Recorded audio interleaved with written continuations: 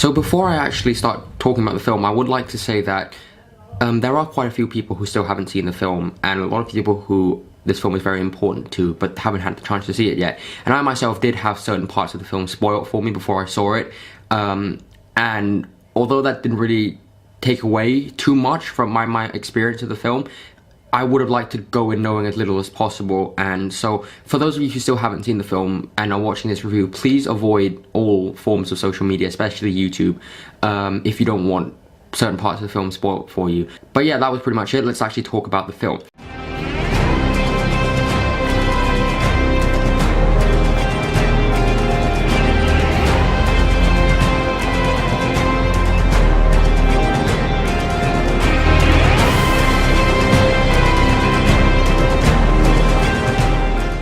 So Avengers Infinity War is directed by the Russo brothers, and this is the biggest film of all time. It stars pretty much everyone who has ever been in the MCU, and this film was a masterpiece. It was A+, 10 out of 10. Oh, so good, so good, so good. This was an experience. It's the best film ever made. That is what I wish I could say about Infinity War, but in truth, I was deeply disappointed by this film. You know, I was so excited for this film. This was up there with Star Wars: The Force Awakens and being the film that I was most anticipated to see since forever, and I'm just fucking with you. I actually really like this film. This was a great film. Avengers Infinity War is a genuine cinematic experience unlike any other you will ever watch until maybe Avengers 4.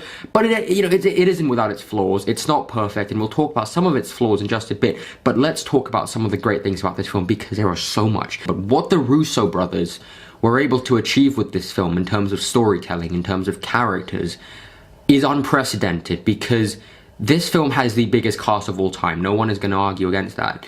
And so you have so many of these characters here, there, all over the place. And the film is constantly cutting between these characters. They need to make sure that each and every one of these characters gets something to do and, has their moment to shine. And I think that the film accomplishes that very well. Now, one of the things that I've been hearing a lot is that people have been comparing this film to Star Wars. And I do see the similarities, but personally, I would actually compare this film more to Lord of the Rings. Because if you've seen those films, and I don't get a chance to talk about Lord of the Rings enough on this channel, but if you've seen those films and you know that there is a lot of characters and a lot of subplots and a lot of things going on in different places. And one of the things I love most about Lord of the Rings is that it's able to cut, from different places and make it all feel even. And that's something that I think they really accomplished with Infinity War, because, you have Iron Man, Spider-Man, Doctor Strange on one journey here, and you have Captain America and Black Widow and all these characters on another journey. And what the film does really well, as I've just said, is make sure that all of these characters have their moment to shine and have things to do and have an equal amount of screen time for the most part. And this is on an even bigger scale than Lord of the Rings, because there is just like so many of these characters that we have seen, that I have grown up with, seeing them all coming together.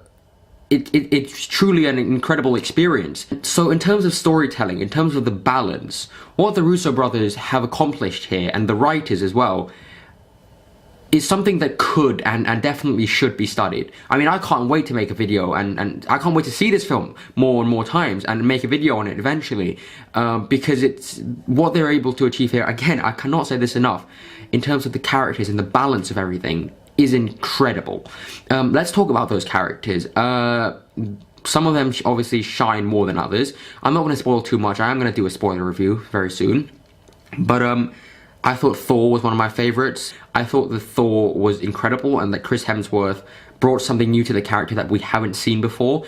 And I like that they balanced the serious and the comedic, because of course Thor Ragnarok kind of turned him into a comedic character, but here they do a really good job of balancing both. And in fact, I would say that this film does a really good job of acknowledging and appreciating all the other films that have come before.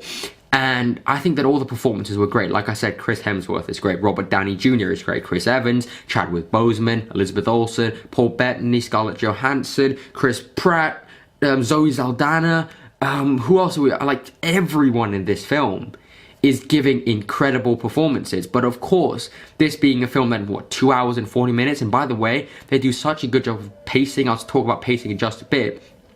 But this is a film that is 2 hours and 40 minutes, and I felt like I had a little bit of every character. But of course, for me, and I think for most people, The main character of this film and the most important character of this film and probably the best performance of this film was Josh Brolin as Thanos. He was incredible, and he is up there, I think, for me, probably top 3, top 5 superhero villains of all time, because one of my main worries going into this film was that Thanos was just going to be this big guy who was punching stuff and, you know, you want to destroy the world. But no, they give him a genuine sense of depth, a genuine sense of complexity, and you understood why he was doing what he was doing. And not only that, you actually kind of cared about him. Like, obviously he's this gigantic, frightening presence, and whenever he's there, you feel like someone is going to die.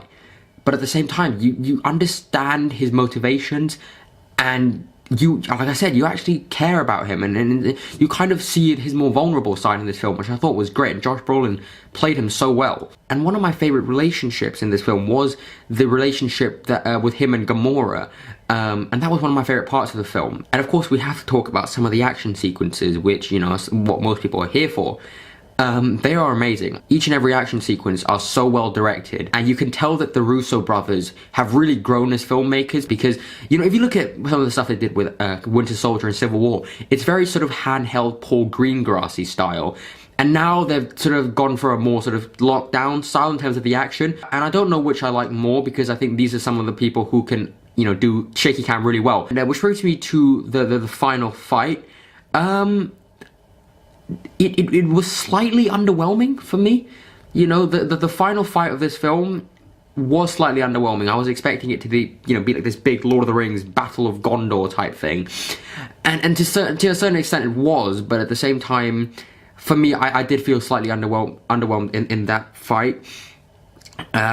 Which brings me to some of my problems. I said earlier about how this film did a really good job of balancing characters and making sure you were with a lot of these characters. But no spoilers here. A lot of the characters that I was looking forward to seeing, such as Cap and Black Panther, weren't in the film nearly as much as I had hoped. This being Thanos' film, I kind of understand that. I was a little bit disappointed. But, you know, I did wish that I could have seen more of these guys, but I'll talk more about that in the spoiler review. And also at certain points, let's go back to the pacing for a second here, because one of the things I really liked about the film was that every time you were watching a conversation scene or something, and you were like, I wonder when the next action scene is coming, the next action scene comes, you know? And this film is just full of surprises, but at the same time, it has a clear goal, it has a clear sense of focus, it has a structure, and, you know, it's building towards something, and there are surprises along the way. But at the same time, there were some moments where I was like, I wish that they could have focused more on here. You know, instead of like cutting to this scene, you should have cut to this scene. So structurally, although I think that the film is really good, there are certain things here and there that I wish, you know, could have been altered slightly. And certain characters which I would have liked to see a little bit more. But, you know, on a technical level, this film is brilliant. The cinematography is amazing. This is one of the best looking MCU films. The score by Alan Silvestri. Again, comparing this to Lord of the Rings, there are quite a few moments here and there in the music that are very reminiscent of Howard Shore and what he did for Lord of the Rings. Alan Silvestri, his score was brilliant. Alan Silvestri did such a good job with this film. It was so incredibly nostalgic and so brilliant just to hear that classic Avengers theme. Overall, this was a genuine experience. I really, really enjoyed this film. It is one of my favorites of the year, if not my favorite. The characters are brilliant. The interplay between each characters is brilliant. The villain is just amazing, and the action scenes are all incredible. I do wish, though, that final fight could have been a little bit more, you know, a little bit better, a little bit bigger. But for me, the promise of genuine consequences was kept. Everything that the Russo brothers were trying to deliver, I think almost everything worked, and I did feel that they delivered. And for that reason, I'm going to give Avengers Infinity War an A-. I'm not entirely sure whether or not I should give this film an A- or an A, but for me right now, it is an A-, just because there are certain moments here and there that I felt could have been done better and were slightly underwhelming. But again, this is still a great film, and I cannot wait to see this film for a second time. I cannot wait to talk to you guys about this film in full detailed spoilers. And yep, that is my non-spoiler review for Avengers Infinity War. Thank you very much for watching, and please stay tuned for my spoiler review coming out very soon. Thank you.